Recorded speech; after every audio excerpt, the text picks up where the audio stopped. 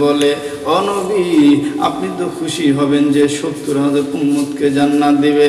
নবী আমার ডাক দিয়ে বলে, জিবরিল, আমার উম্মতকে যদি 70,000 উম্মতকে জান্নাত দেয়, আমার সাহাবা আজমাইনরাই তো আছে 1.25 লক্ষ, তাহলে আমার 70,000 উম্মত শুধু জান্নাতে গেলে কি লাভ হবে?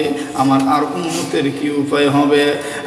মুসলমান, সিরাজগঞ্জ বাবাজিরা গভীর মনোযোগ দিবেন, কোন দিকে নজর নাই। দেখেন তো, দিল থেকে এক ফোঁটা চোখ দিয়ে পানি বের হয় কিনারে বাবা, দিলের কানে শুনবেন, কোন দিকে নজর দিবেন না। আল্লাহ নবী এবার ডাক দিয়ে বলে, যাও যাও যাও জিবরাইল, আবার চলে যাও আল্লাহর কাছে।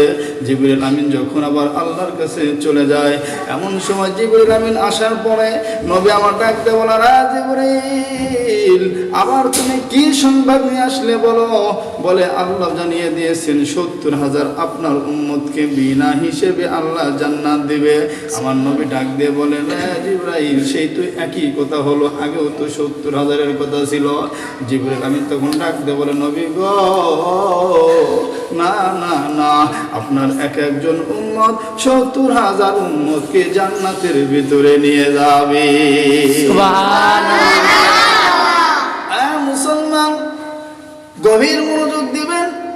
রাত্রি গভীর হয়ে গেছে, কোনো দিকে নজর নাই।